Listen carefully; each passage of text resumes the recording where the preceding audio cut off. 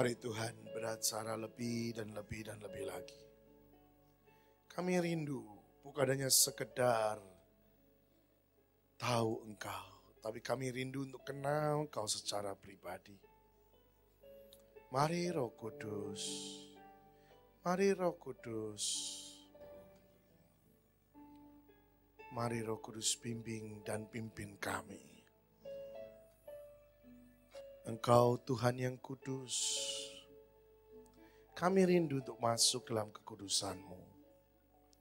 Lebih dan kenal Engkau secara intim. Terima kasih Tuhan. Kami tolak semua kuasa kegelapan yang ingin mencuri firman atau ingin menyelewengkan. Dalam nama Yesus menyingkir keluar. Tidak bisa mengganggu juga dari luar. Dalam nama Yesus. Biar kuasa dan otoritas-Mu mengalir dan menguasai kami. Dalam nama Yesus kami berdoa. Amin. Mari kita siapkan pembacaan firman kita dalam Ulangan pasal yang ke-32. Ulangan pasal yang ke-32. Saya percaya kita mau sungguh-sungguh bukan hanya tahu Tuhan, tapi kita mau belajar untuk sungguh-sungguh kenal siapa itu Tuhan.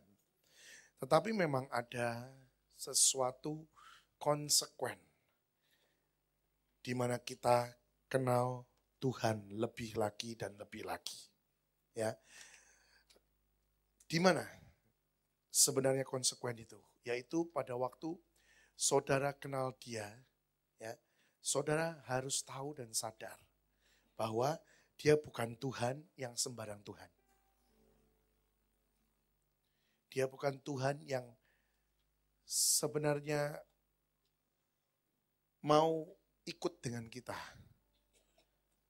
Dia punya prinsip, saudara.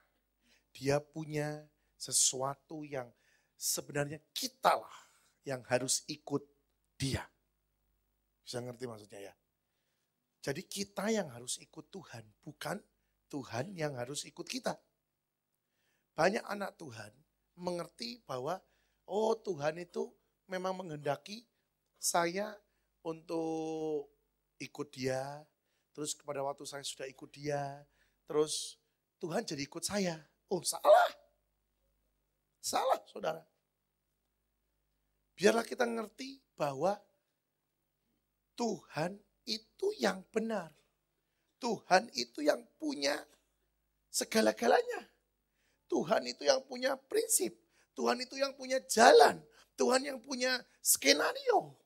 Dan kita anak-anaknya justru harus masuk ikut dalam skenario-nya itu. Kita anak-anaknya harus masuk dalam keintiman bersama dengan Dia, ikut apa yang Dia inginkan. Satu contoh, saudara, pada waktu kami kemarin mengadakan retreat. Pada waktu kami mengadakan retreat ada sesuatu yang indah, luar biasa. Itu merupakan satu pengalaman hidup dalam hidup saya, saudara. Yang terbaru. Kenapa? Pada waktu retreat diadakan, ya tahu-tahu Tuhan tuh ngomong gini sama saya. Kamu enggak mau kebaktian jam 5 pagi. Nah, pada waktu saya dengar itu, saya langsung berkata, oke Tuhan, aku mau. Perkara simpel sekali. Jam 5 pagi, itu cuma dia ngomong sekali. Tapi pada waktu saya responi, terus saya bilang, diumumkan besok jam 5 pagi ya. Dan kami semua benar-benar kumpul jam 5, kami kebaktian jam 5. Apa yang terjadi? Lawatan Tuhan terjadi dahsyat. Lawatan Tuhan terjadi dahsyat. Dan keluarlah jaminan dari Tuhan. Nah itu yang saya maksud. Pada waktu kita sungguh-sungguh bisa seirama dengan Dia. Pada waktu kita bisa justru masuk dalam kepenuhan Tuhan. Masuk dalam pribadi Yesus. Istilahnya kita benar-benar ada di dalam Tuhan. Bukan kehendak kita yang jadi, kehendak Tuhan yang jadi. Maka sebenarnya akan keluar segala sesuatu yang kita rindukan itu akan terjadi. Segala sesuatu yang kita dambakan itu jadi. Dan ada. Nah ini saudara. Jadi jangan suruh Tuhan ikut saudara. Tapi biarlah kita yang ikut Tuhan. Memang segala sesuatu ada harga yang harus dibayar. Ya, dengan jam 5 mengadakan kebaktian berarti pagi-pagi harus bangun. Saya jam 4 bangun dan tidak tidur lagi. Mandi dan segala macam dan siap. Jam 5 langsung. Tapi dengan kita juga berkorban, Tuhan juga tidak tinggal diam. Tuhan berikan sesuatu yang luar biasa. Bahkan saudara mungkin percaya tidak percaya. Pada waktu kebaktian sorenya, itu ada satu orang datang kepada saya di belakang. Satu orang datang kepada saya, tepat kami nyanyikan lagu tadi, Kudus, Kudus yang baru. Orang ini bilang pada saya begini, Pak, Bapak pakai dry ice, Bapak pakai asap. Saya bilang, asap apaan? Lah ya itu di mimbar, kenapa ada asap tebal? Kenapa di mimbar di kaki orang ini kira-kira 20 cm ada asap? Seperti gun smoke. Seperti gun smoke. Yang kalau di pesta-pesta disemprot itu loh saudara. Loh kok bisa ada? Saya bilang, lah ya itu Tuhan. Saya bilang, benar-benar dia hadir. Terus tidak hanya satu orang yang lihat. Tentu ada orang lain yang datang lagi. Pak, kok ada asap sih Pak? Ini apa-apaan? Ini memang betul Bapak pakai alat itu? Enggak. Dan itu benar dari surga. Seperti pada waktu Salomo. Juga datang asap kemuliaan itu. Dan ini beberapa orang melihatnya saudara. Saya mau katakan, detik kita membayar harga. Detik kita ada di dalam dia. Terjadi sesuatu yang tidak masuk di akal pun jadi. Sesuatu kemustahilan terjadi. Sesuatu keajaiban terjadi. Dan saudara harusnya mengerti. Kuncinya engkau harus masuk di dalam dia. Ikut dengan alunan apa yang dia sedang kerjakan. Tinggalkan semuanya. Kalau Tuhan sudah ngomong A, saudara, engkau harus berani untuk bertindak. Apapun kau harus tinggalkan. Demi menyukakan hati Tuhan. Yes. Kita harus. Tetapi yang paling sulit adalah perkara apa? Hati. Kenapa saya katakan paling sulit perkara hati? Karena hati ini ya, mungkin dilihat sama orang lain oke. Tapi Tuhan lihat sungguh-sungguh di dalam kedalamannya. Dan Tuhan tidak pernah bisa ditipu. Yuk kita mau belajar ya di dalam Ulangan pasal yang ke-32. Ayo semua dibuka. Ulangan pasal 32. Ayat yang ke-48. Ajal Musa mendekat. Pada hari itulah juga Tuhan berfirman kepada Musa. Naiklah ke atas pegunungan Abarim, ke atas gunung Nebo yang di tanah Moab, di tentangan Yeriko, dan pandanglah tanah Kanaan yang kuberikan kepada orang Israel menjadi miliknya. Kemudian engkau akan mati di atas gunung yang akan kau naiki itu, supaya engkau dikumpulkan kepada kaum keluarga leluhurmu. Sama seperti Harun, kakakmu, sudah meninggal di gunung Hor dan dikumpulkan kepada kaum leluhurnya. Oleh sebab kamu telah berubah setia terhadap aku di tengah-tengah orang Israel. Dekat mata air Meribah di Kadesi, di padang gurun Zin. Dan oleh sebab kamu tidak menghormati kekudusanku di tengah-tengah orang Israel. Engkau boleh melihat negeri itu. Terbentang di depanmu. Tetapi tidak boleh masuk ke sana. Ke negeri yang kuberikan kepada orang Israel. Kalau kita lihat siapakah orang yang seperti Musa, enggak ada saudara. Firman Tuhan bilang bahwa dia orang yang sangat lembut hatinya. Lembut hati itu bukan banci, bukan lemah gemulai. Ya, lembut hati itu orang yang mau dibentuk sama Tuhan secara luar biasa. Tidak ada orang yang punya hati selembut Musa. Tapi orang yang seperti itu pun terjegal. Akhirnya dia tidak sampai pada satu tujuan akhir, yaitu apa? Tanah Kanaan. Tuhan berkata dia cuma boleh lihat. Tuhan berkata dia hanya boleh memandang, tapi tidak masuk.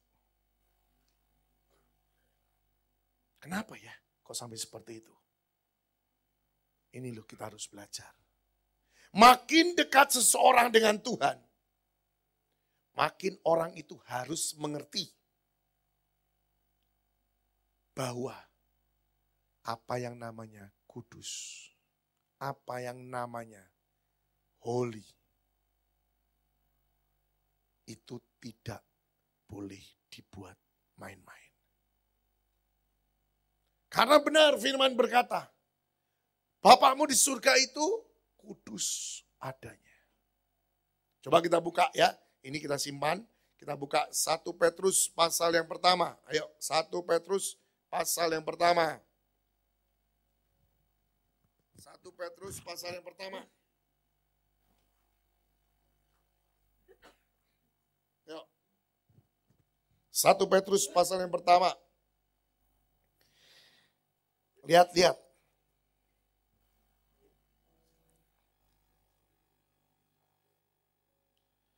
Ayat yang ke-14. Hiduplah sebagai anak-anak taat.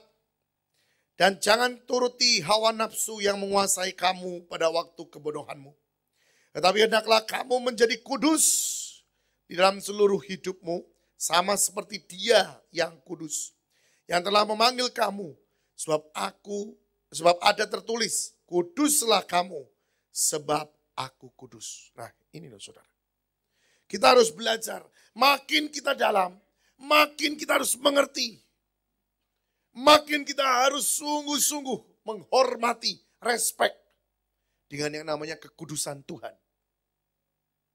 Bukannya begini, makin dalam tenang sajalah. Seperti manusia yang istilahnya karena sudah kenal, jadi aku boleh segala-galanya. Hati-hati. Bukannya Tuhan tidak mau dikenal. Justru Dia senang untuk kita bisa mendekat dan mendekat kepada Dia. Tetapi kita sebagai manusia, kita pun harus sadar bahwa manusia itu tidak ada yang kudus sebenarnya. Jujur, siapa di tempat ini yang tidak berbuat dosa? Dia pribadi yang tidak berbuat dosa. Dia pribadi yang sangat kudus. Yang benar-benar tidak ada cacat celah. Nah kita harus sadar, kita ini tetap berbuat dosa. Mungkin saudara baca di dalam perjanjian lama, Tuhan ini kok perjanjian lama rasanya kejam ya. Salah sedikit, habis. Salah sedikit, habis. Loh, kenapa? Bukannya kejam. Tetapi sesuatu kekudusan Dia itu tidak pernah bisa ditoleransikan dengan yang lain. Kekudusan Dia itu tidak pernah bisa dicampurkan dengan sesuatu yang tidak kudus. Makin dalam kita mengerti, makin kita diajak untuk masuk ke dalam, dan makin kita ketemu dengan Dia, makin kita harus sadar bahwa kalau kita tidak di dalam Yesus, tidak ada satupun orang yang bisa ketemu dengan Bapa. Kenapa sampai di dalam Yohanes 15 dikatakan, Yesus berkata, tinggal di dalam aku dan aku di dalam kamu. Itu sebenarnya satu kunci di mana kalau engkau mau bertemu Bapa, engkau harus ada di dalam aku. Itu kata Yesus. Kenapa? Karena pada waktu kita ada di dalam Yesus, Bapa pada waktu ketemu dengan kita, dia tidak melihat kita. Tapi dia melihat siapa? Yesus. Nah kalau Bapak lihat Yesus, oke. Kenapa? Karena Yesus pun tidak berbuat dosa. Ini loh saudara. Makanya tadi dikatakan, ada dua kesalahan Musa. Yang pertama kesalahan Musa adalah dia berubah setia. Yang kedua kesalahan Musa adalah apa? Dia tidak menghormati. Nah ini loh saudara. Kalau lebih jelasnya kita buka dalam Mazmur 106. Mazmur 106. Ayo, Mazmur 106. Nanti saudara bisa lebih ngerti maksudnya apa. Mazmur 106. Jadi sebenarnya kita ini harus belajar. Karena apa? Karena banyak orang Kristen meremehkan perkara ini. Dan ini mengerikan sekali. Ya. Mazmur 106, ayat yang ke-32. Mereka menggusarkan dia dekat air Meribah. Sehingga Musa kena celaka karena mereka. Sebab mereka memahitkan hatinya. Nyanya yang kedua, itu bukannya dalam huruf besar. Artinya hati siapa yang pahit? Musa. Musa ini pahit hatinya. Terus ayat ini dilanjutkan. Sehingga ia teledor dengan kata-katanya. Nah ini loh. Ini yang hari dan malam ini kita mau belajar. Seseorang ternyata kalau hatinya pahit, maka apa yang dia omongkan itu berbahaya. Kenapa? Cermin dari hati yang pahit. Musa begitu. Musa pahit hatinya. Kenapa? Musa gregeten. Kalau istilahnya. Musa ini berkata gini, kamu ini bangsa yang disayang sama Bapa di surga. Buktinya tiang awan, tiang api. Kamu sampai pengen burung, apa daging, didatangkan burung, gak tahu burung dari mana itu sudah. Sampai bisa makan dan sampai puas. Kau pengen, siapa yang bisa mau catering bangsa sekitar 2-3 juta itu saudara. Setiap hari. Nggak ada yang bisa catering saudara. Bapak di surga buat catering. Betul enggak? Setiap hari ada mana yang diberikan. Mujizat demi mujizat terjadi terus. Tapi ini bangsa menggerutu terus. Nah ini Musa ini gregeten sama bangsa seperti ini. Musa ini pahit hatinya kenapa? Rasanya dia tuh pengen marah kalau aku jadi Tuhan tak habisin aja lah. Kamu semua. Ternyata bagi orang yang dekat dengan dia. Bagi orang yang levelnya sudah dekat sama Bapa. Untuk punya perasaan seperti itu saja. Tuhan tidak suka. Kenapa? Karena kasih itu harus mengalir terus. Karena di dalam kasih itu ada pengertian. Saya tidak mengharuskan saudara untuk bisa sampai di level ini. Tapi saya sendiri merasa saudara. Detik pada waktu saya dinaikkan sama Tuhan. Detik pada waktu saya mulai diajari perkara hikmat. Perkara kasih yang sejati. Saya aneh. Saya pun bisa merasa aneh. Dulu saya tuh kalau ngeliat orang seperti ini. Waduh. Rasanya kenapa kamu kok gak bisa? Jadi misalnya ada pemaksaan sedikit untuk supaya dia bisa. Sekarang enggak. Karena apa? Ternyata tiap pribadi pun itu berbeda-beda. Memang tingkatnya pun berbeda-beda. Kita tidak pernah bisa harus memaksa orang. Kita tidak pernah harus untuk bisa, ayolah kamu sama dengan aku. Gak bisa, saudara. Tapi saya mau percaya, ada satu kesamaan. Kalau orang itu ada di dalam Yesus, maka proses, maka pembentukan itu akan terus berjalan. Makanya di dalam ayat yang lain Tuhan berkata, "Nak, belajarlah daripadaku. Aku lemah lembut dan rendah hati." Ini loh saudara. Di dalam kelemah lembutan, di dalam engkau mau untuk diproses oleh Tuhan, mau dibentuk oleh Tuhan. Dan di dalam engkau mengerti bahwa engkau tidak kuat, engkau tidak bisa jalan sendiri. Bukan karena engkau mampu, tapi memang benar karena engkau sadar, sesadar-sadarnya bahwa engkau perlu Yesus. Dan engkau berusaha mau dibentuk. Di situ kemenanganmu ada terus. Di situ kemenangannya saudara. Ya. Nah, tapi perkara yang namanya hati pahit, hati ada ganjelan, sakit hati, nggak ada yang tahu sebenarnya. Saudara, kalau enggak, saudara sendiri tahu. Sebenarnya yang tahu itu ya saudara sendiri. Kalau saya lihat kehidupan dan perjalanan bangsa Israel hari demi hari, Musa ngadepinya seperti apa. Jujur, kita pun kalau jadi Musa mungkin lebih dahulu melakukan sesuatu daripada Musa. Ini orang yang lembut hatinya dan tidak ada satupun orang yang mengalahkan dia. Saja akhirnya terjegal. Tapi jangan bilang bahwa Musa tidak masuk surga loh ya. Musa tetap masuk surga. Kenapa saya berani katakan itu? Karena firman bilang nanti di akhir zaman Musa dan Elia itu akan datang lagi. Saya pernah tanya sama Tuhan, kenapa sih kok harus Musa dan Elia yang datang? Kenapa tidak nabi yang lain yang datang? Memang ada banyak yang mengartikan, oh Pak Musa itu berbicara tentang kenabian dan ya keimaman akan hadir kembali Pak. Betul, tapi saya mau katakan, saudara mau percaya tidak percaya terserah. Tapi nanti akan benar-benar datang yang namanya Musa dan Elia itu. Kenapa mereka harus datang kembali ke dunia ini? Karena Tuhanmu dan Tuhanku itu punya pribadi. Dia tidak pernah mau meninggalkan yang tidak selesai.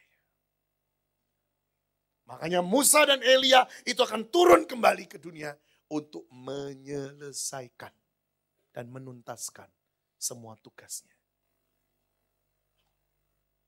Kenapa dua orang itu? Karena dua orang itu nabi yang tidak selesai. Benar, Musa tidak selesai, jelas kita baca. Elia juga tidak selesai. Karena dia takut sama siapa? Isabel. Makanya wanita-wanita ini jangan jadi Isabel ya. Bahaya loh. Bahaya loh, saudara. Ya, nah, tapi janganlah. Hari ini saya tidak ngomong tentang itu, saudara. Ya, tapi belajarlah wanita-wanita di sini. Tolong belajar dan pelajari. Jangan sampai engkau jadi Isabel. Ya kalau dibacanya lain, sebel. Nah betul saudara ya. Menyebalkan saudara. Kalau wanita itu jadi Isabel. Ya. Jadilah penolong dan penasehat. Amin. Iya. Dalam keluarga itu. Wanita itu penolong dan penasehat. Kalau bisa benar-benar masuk menjadi penolong dan penasehat. Top. Keluarga ini akan menjadi keluarga yang sungguh-sungguh indah. Dan istilahnya surga ada di tengah-tengah keluarga itu. Tapi kalau tidak seperti itu, jadinya Isabel, haleluya saudara. Ya, itu benar-benar jadi Isabel, benar. Ya, dan tidak akan laki-laki bisa aman dan bisa senang di rumah. Itu nggak ada saudara. Ya, jadi ayo koreksi hatimu bagi wanita-wanita. Aku ini Isabel atau bukan? Ya, kalau mau belajar Isabel itu seperti apa pada waktu zamannya Ahab. Ya. Bahkan yang menyebabkan Ahab keluar dari Tuhan juga Isabel. Jadi jangan ngomong gini. Aku nih kok jadi wanita ya? Kenapa diciptakan Tuhan jadi wanita? Aku nih jadi pria. Loh itu udah salah. Dengan kau mengatakan begitu sudah salah, saudara. Artinya kau tidak berpada dengan apa yang ada. Artinya kau masih komplain dengan Tuhan. Kenapa kok jadinya aku laki-laki, perempuan, kok tidak laki-laki. Dengar, kunci sebenarnya. Seorang wanita yang benar-benar berkenan di hati Tuhan. Sebenarnya dia itu ya yang mengatur, yang ke arah mana keluarga. Itu sebenarnya wanita. Ibu, istri sebenarnya. Jujur aja, saya mau terbuka. Laki itu saudara ya, nah, saya kan laki juga saudara ya, gak apa-apalah. Ya, sebenarnya itu laki itu gampang. Ya. Tapi kalau perempuannya benar-benar jadi penolong dan penasihat, keluarganya pasti sejahtera. Benar saudara. Kalau wanitanya jadi Isabel, tinggal tunggu tanggal mainnya saudara. Pasti akan terjadi sesuatu dalam keluarga. Pasti. Saudara berkata, enggak Pak untuk keluargaku. Kalau kau tetap jadi Isabel, tinggal tunggu tanggal mainnya. Gongnya itu akan tetap istilahnya dipukul. Dan terjadilah keluargamu hancur. Makanya kita harus belajar kebenaran firman. Laki diminta untuk jadi imam, raja, dan nabi. Wanita diminta untuk jadi penasehat dan penolong. Ayo, penolong kan lebih kuat daripada yang ditolong. Loh, betul enggak? Loh, sudahlah laki mengakui sajalah. Loh, jangan sok-sokan, enggak, laki lebih kuat. Enggak. Namanya Tuhan bilang perempuan itu penolong. Namanya penolong yang sejati itu pasti lebih kuat daripada yang ditolong. Loh betul. Kuat dalam hal apa? Ya sudah banyak hal. Gitu ya. Mungkin kalau lihat badannya sih, ya enggak mungkin lah itu wanita bisa mengalahkan prianya. Tapi ya, tidak dalam segitu saja kan. Sebenarnya kalau mengerti teori ini, engkau akan mengerti bahwa Tuhan menciptakan itu benar-benar luar biasa. Ya, oke, dah jangan ke situ nanti lari-lari beda. Ya, hari ini bukan seminar keluarga kan? Nanti kalau jadi seminar keluarga jadi beda topiknya, saudara ya. Kita kembali lagi, lihat Musa. Ya. Apa sih salahnya Musa? Apa sih sebenarnya kekurangan Musa? Musa itu, aduh, kalau saudara belajari Musa, aduh, saya pun sampai ngomong gini, Tuhan, kalau aku disuruh seperti Musa, gak bisa. Gak ada orang yang bisa seperti Musa. Bahkan memang betul Tuhan katakan, dia punya hati yang lembut, lebih daripada semua manusia. Itu betul. Karena hati yang lembutnya dia ini loh, sampai dia masuk dalam pengenalan akan Tuhan, top. Ingat dengan pelajaran tabernakel.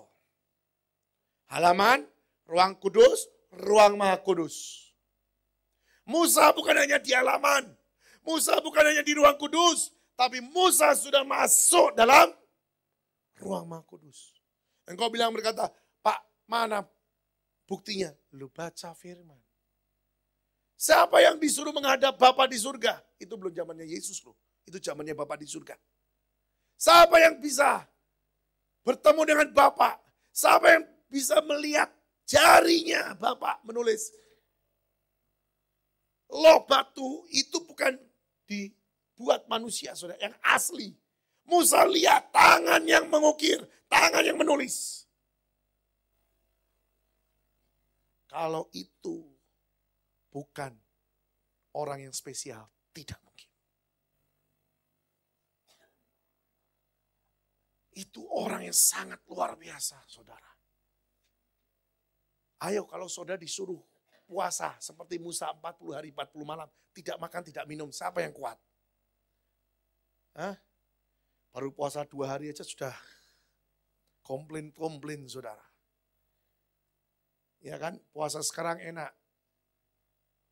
Boleh sampai, ya kadang-kadang sampai siang saja sudah boleh buka. Atau ya sampai jam 6 boleh buka. Terus boleh ditambah lagi, oh kalau minum air putih boleh, lu enak saudara. Musa Total 40 hari 40 malam. Kuat saudara. Tapi bukan karena Musa jago kalau tentang puasa. Hadirat Bapa itu yang membuat orang itu kuat. Jadi hari ini tuh kita mau belajar sama-sama. Yaitu apa? Kita harus ngerti. Ada halaman, ada ruang kudus, ada ruang maha kudus. Dan setiap ruangan ini sangat berbeda. Ada, ya istilahnya ada yang harus dikerjakan dalam halaman. Ada yang harus ditaati. Tapi sesuatu yang dikerjakan di dalam halaman dan ditaati tidak sama dengan yang di ruang kudus. Tidak sama juga dengan ruang maha kudus. Dituntutnya berbeda-beda. Tapi saya percaya Musa ngerti akan hal ini. Ini satu pelajaran. Banyak orang Kristen pengennya, aduh aku pengen lebih, dan lebih. Aku pengen terus. Tapi tidak ngerti ada harga yang harus dibayar. Istilahnya engkau pengen diberkati Tuhan. Tapi engkau enggak mau bayar harganya. Karena mentalmu cuma apa? Buka tangan dan terima berkat. Loh ya salah. Saudara. Tuhan ngomong gini sama saya. Tapi jangan jadi hatimu pahit ya. Tuhan ngomong gini sama saya. Tuh lihat. Kalau yang minta-minta di jalan. Dikasihnya berapa? Ya paling besar 1.000, 2.000 lah sekarang. Betul? Berapa banyak orang Kristen punya mental seperti itu? Tidak mau berbuat apa-apa, tapi terus tiap kali doa, minta. Ya dapatnya recehan gitu. Tapi kalau seorang anak Tuhan mengerti hati Tuhan, bisa nangkep hati Tuhan, bisa berkata, Tuhan, aku pengen melakukan apa yang menjadi bagianku. Aku pengen nyenengke hatimu. Aku tahu ada suatu tingkat yang lebih tinggi. Bukan hanya buka tangan dan terima berkat. Ada sesuatu yang aku harus lakukan. Ada sesuatu yang aku harus perbuat untuk kau senang. Jadi ada suatu pengenalan akan Tuhan yang lebih. Sebenarnya saudara, berkat itu ya saudara, semuanya sudah dilimpahkan pada saudara dan saya.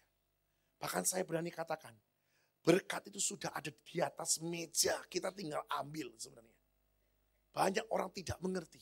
Dan banyak orang cuma ngomong gini, aku diberkati loh. Tapi tidak pernah melangkah, tidak pernah mengulurkan tangan untuk mengambil berkat itu. Dan akhirnya mereka kecewa dan ngomong, aku kok tidak dapat ya. Berarti Tuhan yang ngomong itu bohong semua. Bukan Tuhan ngomong. Tapi saudara tidak ngerti caranya untuk menerima dan mengambil berkat itu. Setiap kali berkat, kalau kau mau ambil, ada sesuatu yang harus kau lakukan. Ada harga yang harus kau bayar. Tapi kalau kau ikut dalam alunan Tuhan, harganya itu ringan luar biasa, tapi berkatnya itu maksimal. Ini yang luar biasa saudara. Ya. Makanya Musa, ini salahnya juga di situ. Dia ngerti, dia harus jaga hati, jangan sampai hatinya pahit, itu saja. Karena tingkatan Musa, itu tingkatan yang sudah dalam sekali. Tingkatan yang bukan ruang kudus, ruang maha kudus. Dan pada waktu engkau bertemu dengan Bapakmu di surga, ya kalau bisa berkesempatan kau masuk dalam ruang maha kudus, engkau harus sadar, hatimu tidak boleh ada kepahitan. Makanya di halaman sudah diurusi, saudara. Di halaman itu sudah ada segala sesuatu yang namanya mulai pelepasan, mulai pembentukan. Nanti kau masuk dalam ruang kudus, di situ kau mulai diurusi perkara hati dengan sungguh. Kenapa? Untuk mempersiapkan sebenarnya, untuk masuk lebih dalam. Nah terus kau berkata, buat apa Pak masuk lebih dalam? Dengar baik-baik. Seseorang yang masuk lebih dalam untuk bertemu dengan Tuhan, juga semuanya fasilitasnya pun naik. Saya mau katakan, jujur ya saudara. Saudara mau percaya tidak percaya terserah. Orang yang dekat Tuhan, tapi secara materi kurang, pasti ada something wrong. Karena Tuhan berkata pada saya, Pada waktu seseorang itu naik tingkat fasilitas materinya pun akan naik. Jadi itu ikut saudara. Jangan saudara bilang, oh jadi kalau lagu-lagu yang zaman kuno, nggak apa-apa menderita di dunia. Nggak apa-apa melarat di dunia, yang penting di surga kita masuk. Salah. Firman-Nya di dalam Yohanes 10 ayat 10. Orang jelas berkata, dia datang memberi hidup dan hidup dalam kelimpahan. Tapi setan kerjanya cuma dorong juga. Nggak bisa diberhentikan, didorong sisan. Yaitu apa? Pikirannya orang sekarang bukan Yesus, tapi ke limpahannya itu. Salah lagi, saudara. Harusnya Matius 6 ayat 33. Pada waktu engkau cari Yesus dan temukan Yesus, lebih dalam, maka firman dan semuanya, kepenuhan, baik itu jasmani juga dan rohani, itu akan menjadi satu dalam hidupmu. Jadi pada waktu engkau makin dekat dengan Tuhan, makin kau masuk dalam kepenuhan Dia, ternyata kepenuhan Yesus membuat kita juga diberkati. Tapi kita tidak terikat dengan berkat yang kita dapat. Kenapa? Karena kita sudah masuk dalam proses daripada pengenalan akan Tuhan yang benar. Ini kuncinya, saudara. Jadi Tuhan bilang, buat apa sih engkau sekarang berkatnya banyak, materinya banyak, tapi akhirnya di ujung Tuhan bilang, nah engkau tidak menyelesaikan bagian, tidak ada gunanya. Tuhan rindukan untuk kita sampai di ujung dan didapati setia. Ayo buka di dalam Amsal pasal yang kedua. Amsal pasal yang kedua. Amsal pasal yang kedua.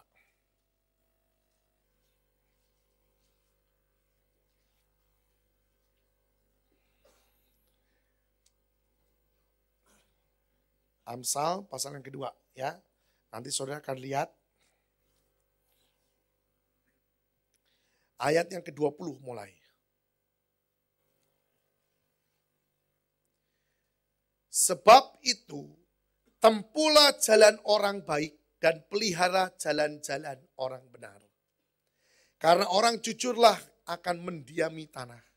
Dan orang yang tak bercelalah yang akan tetap tinggal di situ. Tetapi orang fasik akan dipunahkan dari tanah itu. Dan pengkhianat, dalam bahasa Inggris dikatakan, orang yang tidak setia, unfaithful, akan dibuang dari situ. Kalau bahasa Inggrisnya dikatakan, orang yang tidak setia akan dicabut dari tanah itu. Ngeri ya. Jadi makanya ini perkara kesetiaan, ini tidak main-main. Apakah engkau ikut Yesus dengan motivasi yang benar atau salah? Kalau engkau motivasinya tidak benar dalam pengikutan dengan Tuhan, terbentur masalah, bubar langsung. Pasti akan apa? Mulai goyah, mulai tidak setia. Tapi kalau dasarnya itu benar, sesuatu yang hari ini kita belajar, oh sebenarnya begitu ya. Jadi semuanya itu ada harga yang harus dibayar. Jadi sebenarnya semuanya itu tidak gratisan. Yesus mati di kayu salib, betul. Kita dapatkan keselamatan itu gratis. Tapi untuk menjaga keselamatan itu tetap menjadi milik kita. Dan kita mau naik lebih tinggi. Tuhan katakan, nah ada harga yang harus dibayar.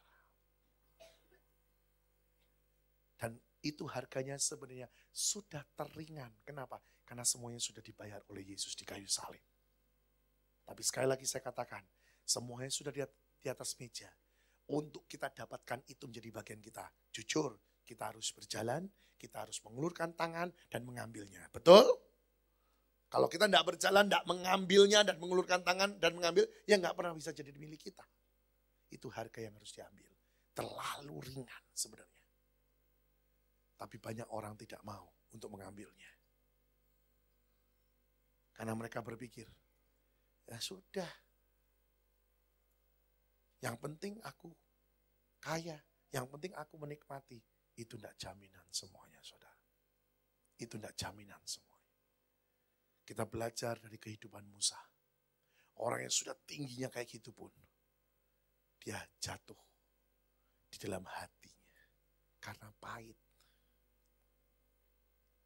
Tujuan tidak nyampe. Hati-hati loh, saya sudah berkali-kali cerita. Saya mau cerita lagi, kesaksian ini terjadi sungguh. Ada seorang wanita yang sungguh-sungguh, istilahnya dalam pandangan manusia, aduh melayani Tuhan. Benar-benar melayani. Kalau ada apa di gerejanya, dia yang maju dulu, dia melayani, dia korban, apapun dia korban. Sampai semua orang senang dengan dia karena perbuatannya. Oke sih. Dalam pandangan manusia oke. Tapi pada waktu satu kali dia meninggal. Semua berkata, kenapa Tuhan orangnya baik begini, kok engkau bawa pulang? Yang jelek-jelek kenapa tidak dibawa pulang? Nah, itu yang komplain kan saudara. Dengan Tuhan. Karena tidak ada yang tahu. Satu kali ada seorang lagi tanya sama Tuhan, kenapa engkau bawa pulang wanita itu? Tuhan jawab.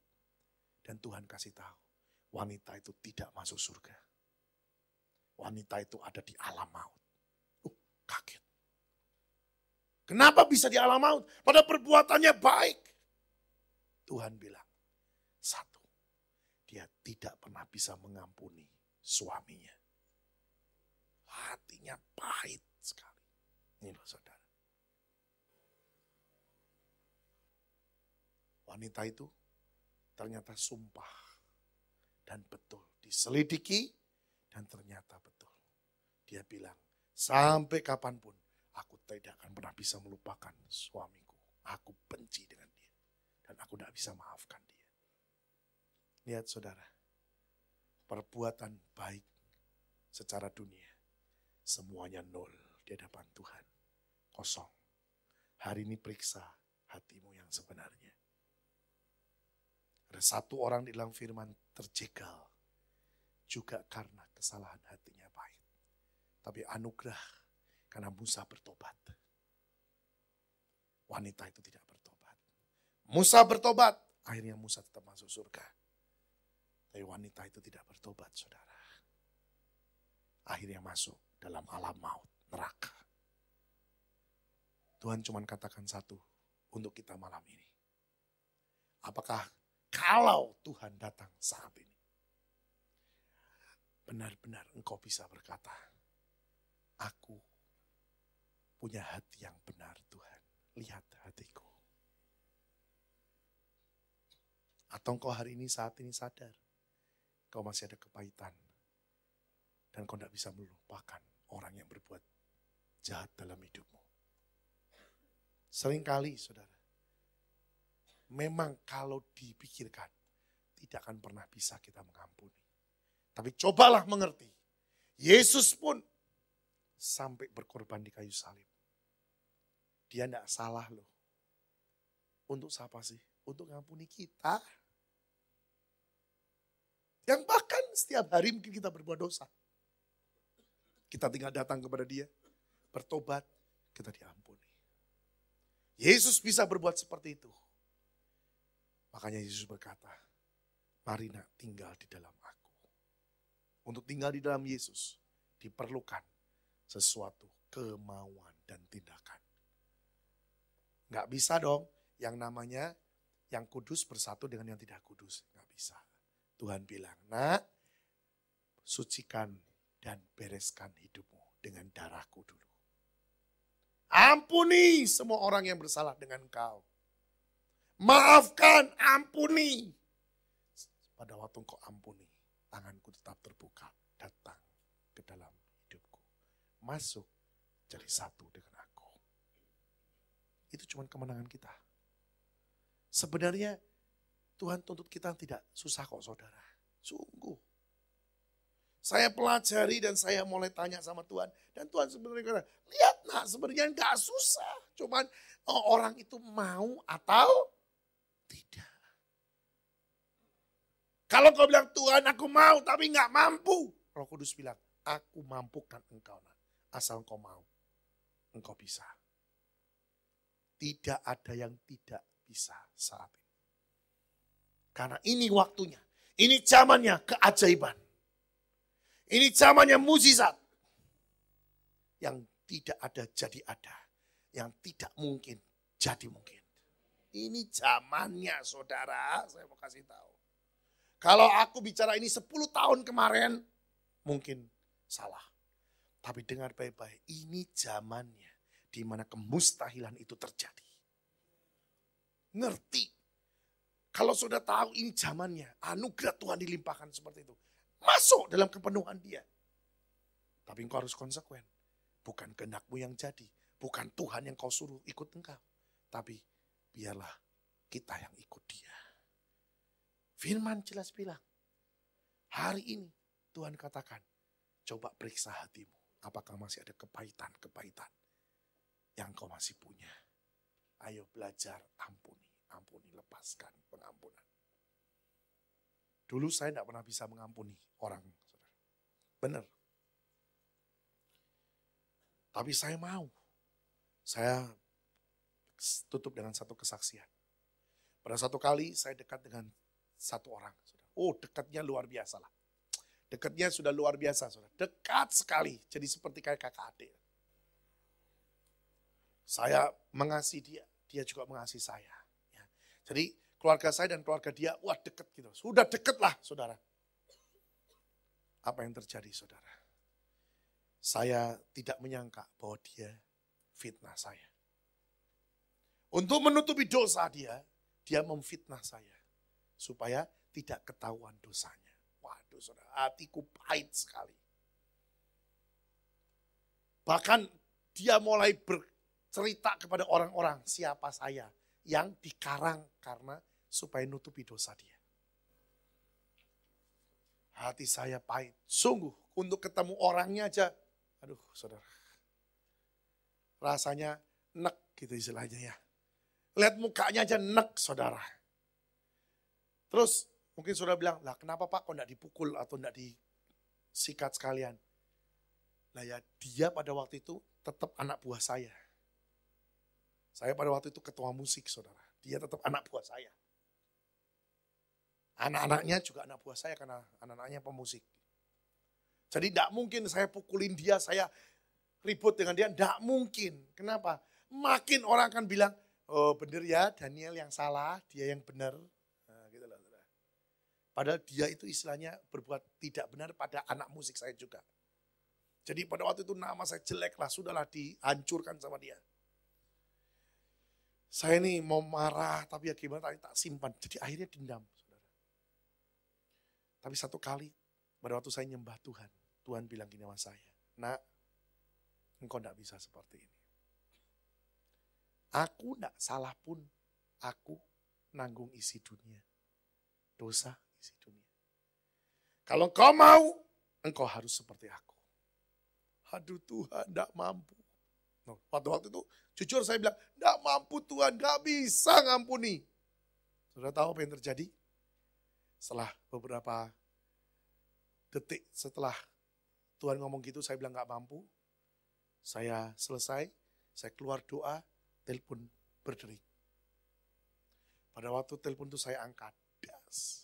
Ayah saya ngomong gini, saya minta kamu letakkan semua jabatanmu. Ayo saudara, jujur saudara, ini mau berontak, ini berontak sungguh-sungguh saudara. Saya tahu ayah saya itu melakukan itu karena Tuhan yang suruh. Tapi pada waktu itu saya rasanya tidak terima saudara. Aku yang benar, orang itu yang salah. Kenapa ayahku kok dengar orang itu sehingga aku dinonaktifkan? Oh ayah saya ngomongnya dengan enak lagi saudara. Mulai saat ini kamu turun dari jabatan. Terus apa yang aku harus lakukan Pak? Tetap ikut kebaktian, tetap datang kebaktian, dan tidak boleh ngomong apapun. Puasa mulut. Tapi kamu bukan lagi ketua. Bayangin saudara. Pada waktu itu seperti halilintar. Saya masih ingat ada beberapa teman saya di sebelah saya pada waktu saya nerima itu. Saya jujur pada waktu itu saya tidak malu, saya nangis. Hati ini berontak. Tapi Tuhan bilang gini, nak, kalau kamu tadi ngomong mau, tidak akan terjadi loh. Tapi karena aku sayang kamu ngomong gak mau, aku proses dengan caraku. Aku punya cara yang lebih daripada yang kamu pikirkan. Saudara, itu yang saya alami. Saya ngomong sama ayah saya, oke, saya akan turun. Saya belajar komit dan submit sama beliau. Saya bilang saya turun. Dan betul saudara. Ada kegiatan, saya datang dan saya diam. Saya sudah tidak ketua lagi. Tapi saya tidak boleh bolos. Oh, lebih parah lagi saudara. Makanya saya katakan proses itu tidak enak. Tapi terus saat ini, waduh, tidak terima. Tapi di situ keputusan ada di tangan pribadi. Benar yang Tuhan bilang, setiap manusia itu punya free will. Bebas menentukan hidupnya. Saya perangi terus hidup saya, saudara. Daging ini ngomong, aku nggak salah.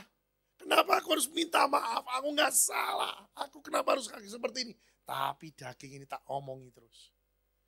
Belajar seperti Yesus. Lihat pelajaran keset.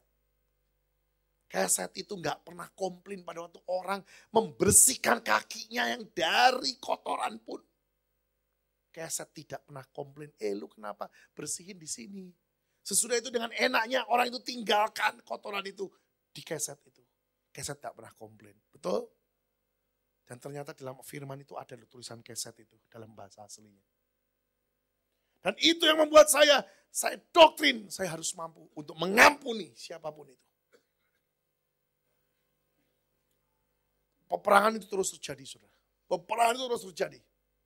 Sampai satu kali saya ngambil keputusan, aku harus bisa mengampuni. Aku harus bisa mengampuni. Wah, sudah mulai itu doktrin dan sudah daging ini sudah mulai lemah ngomongnya. Sudah tahu apa yang terjadi? Satu kali Tuhan ngomong gini sama saya. Hari ini nak, nanti sore kamu ketemu orang itu. Iya Tuhan. Ambil baskom, ambil lap, cuci kakinya. Saudara. Aku sampai gini. Apa Tuhan? Ambil baskom, ambil air, isi dengan air dan cuci kakinya. Sudah tahu? Secara teori, di semua orang yang akan lihat berkata, benar kan? Nih, dia yang benar. Daniel yang salah. Benar Daniel itu lakukan semua dosa itu. Orang ini benar. Saudara. Saya jujur saudara. Untuk hari itu berangkat ke rumah ayah saya. Itu rasanya seperti ada bertonton. Kaki ini untuk melangkah ini aduh. Sampai istri saya ngomong gini. Yuk Pak berangkat. Nanti mas sebentar lagi. Bukan apa-apa peperangan saudara. Karena saya tahu. Kalau saya ada di rumah ayah saya harus lakukan itu. Sampai udah dekat harus jamnya berangkat. Aduh Tuhan kenapa hari ini terjadi. Dan mengapa ada hari ini saya bilang. Kalau tidak ada hari ini ya sudahlah. Jauh lebih baik. Tuhan bilang sama saya. Aku bisa loh nak. Mencuci kaki muridku. Yudas pun dicuci sama Tuhan. Padahal Yesus tahu loh. Yudas yang akan mengkhianati dia. Aduh. Ya wes, jalan. Aduh saudara, bener. Udah gitu saudara. Saya datang itu semua mata melihat. Karena apa? Dia barusan berkuar-kuar dengan tim saya. Haleluya kan? Saya sampai gregetan, aduh Tuhan, semua mata melihat dan inilah orang yang paling salah. Dan dialah yang benar. Ini saya alami sungguh kejadian ini. Ada beberapa orang yang tahu, istri saya tahu, dia tidak bisa buat apa-apa. Ya namanya gimana? Saya duduk, saya diam, kebaktian mulai. Kebaktian itu mulai nyembah segala macam. Aduh, saya tuh sudah nangis terus. Orang mungkin berkata, waduh Daniel bertobat. Ngawur bertobat. Peperangan, saudara. Mau atau tidak itu basuh. Saudara. Saya jujur, saya bilang, Tuhan tidak kuat. Tuhan bilang, kenapa tidak kuat? Nak, simple. Aku bisa, kamu harus bisa. Bukankah firmanku ngomong gitu? Ayo, loh, Roh Kudus ngomongnya sederhana begitu kok saudara.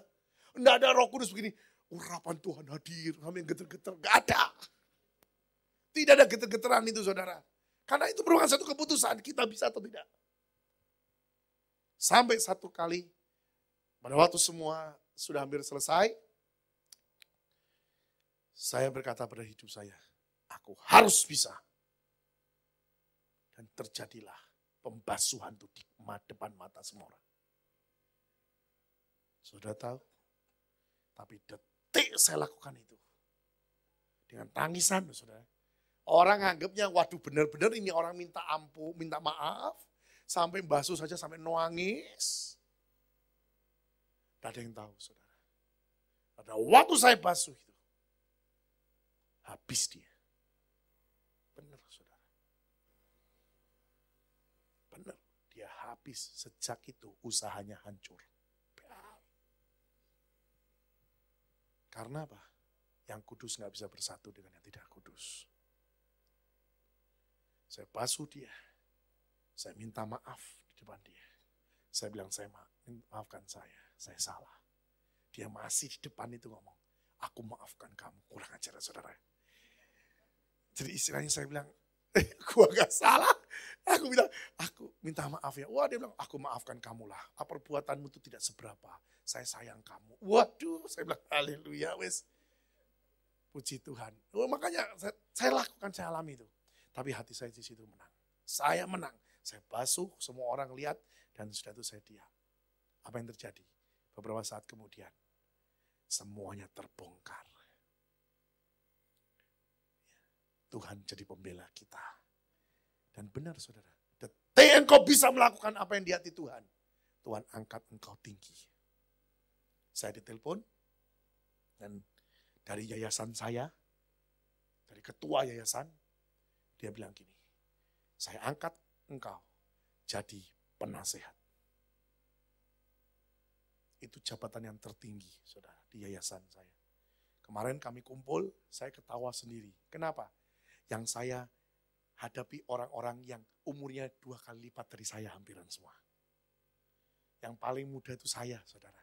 Jadi semua kumpul penasehat, saya ngomong, Om, Tante, saya manggil gitu, saudara. Lah kenapa? Umurnya berapa? Itu salah satunya kan ayah saya. Pokoknya semuanya umurnya saya semua, 60 lebih. Ya enggak 2 kali lipat sih, tapi ya sudah jauh di atas saya. Cuman saya yang paling muda. Sudah tahu, sekali engkau bisa untuk menghancurkan hidupmu dan ikut dalam jalan Tuhan, engkau akan Tuhan tinggikan yang luar biasa. Benar saudara. Memang tidak gampang, tapi cabut kepahitan itu.